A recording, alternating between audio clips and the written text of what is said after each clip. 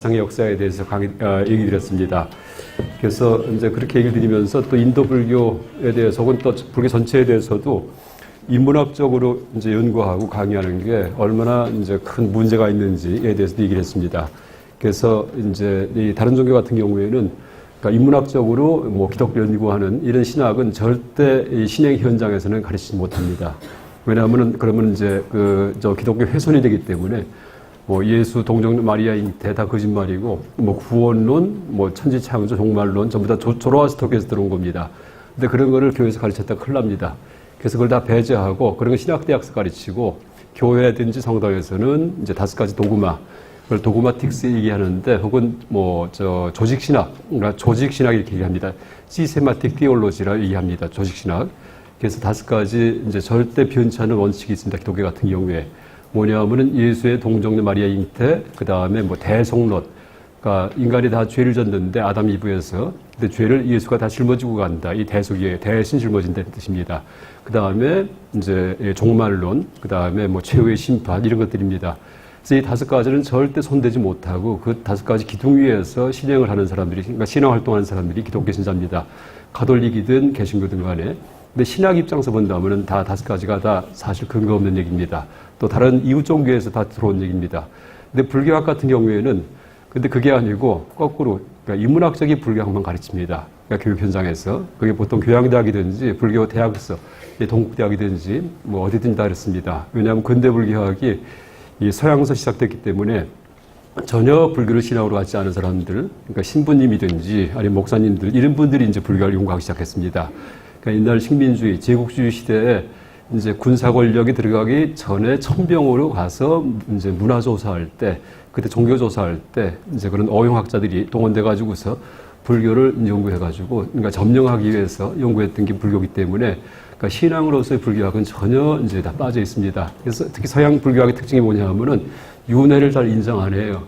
근데 여러분 암경에 보더라도 초기 불전도 맨 윤회 얘기입니다. 근데 그런 건 다 나중에 들어갔다 이렇게 얘기합니다. 왜? 자기들은 윤회 얘기 안 하기 때문에. 그래서 이제 그런 인문학적 불교학의 이제 문제점이 아주 심각한데 그게 하간 최근까지도 이제 이 한국의 이제 교육 현장에서 불교 이제 그런 식의 불교학이 강의가 됐었습니다. 근데 아마 그게 우리나라가 유일할 겁니다. 일본만 하더라도요, 그 종학이라고 해가지고 각 종단마다 이제 자기들 나름의 종학이 있습니다. 뭐 창가학회 같은 경우에는 남묘 호랑객교 아시죠 여러분이요? 그건 또 나름대로다가 또 나름대로 이제 실제 부처님 가르친가 일치하는지 아닌지 모르지만은 어쨌든 간에 그걸 이제 전혀 인문학과 무관하게 가르칩니다. 그게 한 12세기쯤 일본의 겸창 시대, 가마쿠라 시대에 일본의 종파불교가 완성된 다음에 한 800년 동안을 그런 식의 불교를 가르칩니다. 그래서 흔들림이 없습니다. 자기 신앙에 대해서. 그 다음에 뭐 태국이든지 다 마찬가지입니다. 이게 신앙으로서의 불교를 가르치는데 이제 한국은 약간 뭐 이제 요새 와서는 좀 변하긴 하지만은 그 인문학적 불교학을 이제 60년대부터 그러니까 이제 특히 동국대학교 교수님들 중심으로 해가지고 이제 그렇게 강의가 됐었었는데 그게 이제 전혀 한 3년 들으면 들 게 없습니다. 왜? 지식이기 때문에. 그래서 내 심성 변화가 아니고 지식입니다. 그래서 이제 그런 문제점 때문에 제가 이제 어떤 학문을 제안했냐 하면은 시스테마틱 부톨로지라는 학문을 제가 제안했습니다. 그게 한 10년, 15년 전 일입니다. 그래서 조직신학에 딱 대응되는 조직불교학이에요. 근데 조직하면은 어감이 안 좋아요. 조폭이 떠오르기 때문에 조직신학이 아니고 우리는 체계라는 말 써가지고 체계적인, 그러니까 체계불학이라고 제가 명명을 했습니다. 그래서 불교를 실제 우리가 이 종교인으로서의 불교에 접할 때는요, 인문학적 불교로 접하면 안 되고요, 나의 심성을 변화시키는 수행 시스템으로 접해야 됩니다. 그래서 똑같은 부처님의 가르침인데 초보 단계에서 시작을 해가지고서 마지막 단계까지 차근차근 나를 갖다가 개조해 나가는 이제 그런 방식으로 불교를 우리가 접해야지만 내가 도움을 받고 불교에 입문한 다음부터 인간이 달라지고 그 다음에 한참 몇 달 지나니까는 자비로워지고 또 한 몇 년 지나니까는 너무나 지혜로워지고 모든 판단을 잘하고 집안에 복이 오고 항상 행복이 가득하고 미래가 밝아지고 이렇게 변합니다. 근데 그게 없으면 불교가 아닙니다. 그래서 여러분 불교에 입문한 다음부터 모든 게 좋아져야 돼요. 가정이든 나든 간에 건강이든 간에. 근데 왜 그러냐 하면 틀림없이 그런 비결을 말씀하고 계시거든요. 근데 우리가 이제 그런 비결을, 그러니까 나한테 맞는 가르침을 갖다가 처음부터 차근차근 밟아가는 게 아니고 저 꼭대기 꺼가지고서 그래서 깨달음이라고 해서 이제 그걸 주로 이제 우리가 터득하려다 보니까 이 버겁습니다. 벅차고요. 뭔지 모르겠고. 아까 독경했던 반야신경도 거의 최고의 경전입니다. 아무나 그걸 하는 게 아니고요. 아라한들을 대상으로 설법하셨던 겁니다. 아라한들이 소승불교의 성자예요. 근데 소승불교의 문제점은 물론 성자고 번뇌는 제거했지만은 부처님의 가르침에 대해서 집착을 합니다. 그러니까 가르침이 실제는 초기 불교에서도 뗏목일 뿐인데, 수단일 뿐인데 거기에 올라타서 내리질 않아요. 열반 가까이 왔는데도 뗏목이 올라와 있습니다. 그러니까 뗏목에서 내리세요 하는 것이 반야신경입니다. 그래서 반야신경 보면은 무고심멸도, 무무명영무무명진, 그러니까 십연기도 없고 고심멸도도 없고 열반도 없고 뭐 해탈도 없고 그렇죠, 어둠도 없고 다 없다는 얘기를 합니다. 불교 비방하는 경전입니다. 근데 비방이 아니고, 그래서 이제 이 초보자한테는 비방이겠지만은 그게 아니고 아라한들한테는 지금까지 타고 왔던 십연기, 사성제, 오온, 십이처설 이런 뗏목에서 내리세요 이런 얘기입니다. 왜냐하면은 공의 경지, 열반의 경지, 깨달음의 경지에는 그런 거 없습니다. 공중, 무수상행식 이렇게 나오죠. 공예, 그러니까 반야신경 아까 이제 공중, 공예는 이제 수상행식도 없습니다. 색도 없고 이런 말 나오잖아요. 그러니까 공예는 부처님 가르침조차도 없습니다. 이런 얘기입니다. 실제 다 지워지기 때문에. 그래서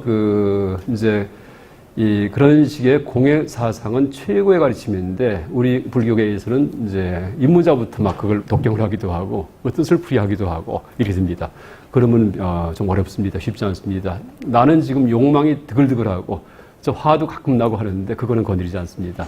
그래서 실제 부처님 가르침에서는요, 욕망, 화, 감성부터 정화해야 됩니다. 그래서 이제 불교 입문했을 때 내 감성부터 치료하는 수행부터 먼저 한 다음에 지혜 수행은 제일 마지막에 하는 겁니다. 그래서 이제 그런 식으로 이 부처님의 45년간 설법을 이 신앙과 수행 체계로 정리한 불교학이 이제 아까 말씀드렸던 시스테마틱 부톨로지요.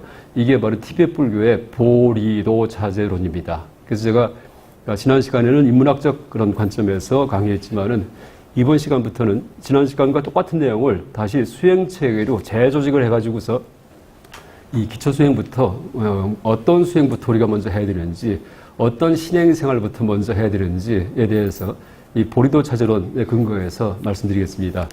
여러분 나눠드린 교재에서는요, 이 54페이지에 이제 써 있습니다. 54페이지에. 이 제목은 인도 불교 중간 사상, 그리고 밑에 제목은 티베트 불교의 수행 체계와 보살도 이렇게 되어 있습니다. 이제 이게 한 15, 16년 전에 발표했던 논문인데 아주 쉽게 써놨기 때문에 누구나 읽을 수 있습니다. 그리고 오늘 얘기할 내용은요, 59페이지 펼쳐보시면은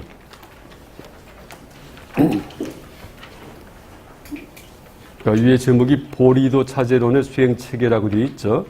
밑에 예비적인 가르침 A번, B번 수행의 준비, C 하사도, 그 다음 뒷장 넘어가서 D 중사도, E 상사도 이렇게 되어 있습니다. A, B, C, D 5단계로 되어 있는데 앞에 A와 B는 이제 준비하는 그런 단계고요. C, D, E가 보리도 차제법입니다. C, D, E. 뭐냐면 하사도, 중사도, 상사도. 그러니까 불교 수행할 때 하사, 아래 단계의 이제 사람으로서 어떻게 살 것인지에 대한 수행을 먼저 하고, 그 다음에 그게 다 끝나고 나면은 중사도로 들어가고요. 또 그게 다 끝나면은 상사도로 들어갑니다. 상사도. 그래서 하사도는 이제 하사와 중사와 상사 이 세 가지를 이제 크게 그냥 그 요점만 정리하면은요, 그 불교에서는 이제 불교만이 아니고 인도의 거의 모든 종교에서 이제 모든 생명은 윤회한다는 얘기하죠. 우리가 이 삶이 한 번이 아닙니다. 또 태어납니다. 하여간 이 셈족의 종교하고 인도 종교의 차이점은요, 목표가 달라요. 셈족의 종교는 세미틱 릴리전, 이거는 이제 기독교, 이슬람교, 유대교 이겁니다. 또 기독교는 둘로 나눠지죠. 개신교, 그 다음에 가톨릭입니다. 여러분 개신교를 기독교 하는 거 잘못된 용어입니다. 개신교는 프로테스탄트 해갖고, 그러니까 기존 가톨릭에 저항한 종교이기 때문에 프로테스탄트에서 개신교 부르는 게 옳습니다. 기독교 속에는 가톨릭도 들어갑니다. 그래서 이제 기독교 속에는 가톨릭이 있고 개신교가 있죠. 차이점이 뭘까요? 신약구약? 똑같아요. 둘 다 신약구약 성경 다 믿습니다. 그럼 뭐가 차일까요? 결혼하냐 안 하냐 딱 차이점입니다. 성직자가 결혼하면은 개신교, 결혼 안 하면은 이제 이 가톨릭이 이렇게 됩니다. 그래서 왜 결혼 문제가 될까요? 영국의 헨리 8세인가 여러분 아시죠? 수장. 그러니까 머리 숫자에다가 이제 으뜸장사입니다. 그래서 기독교의 수장은 나다. 이게 헨리 8세예요. 왜 그랬을까요?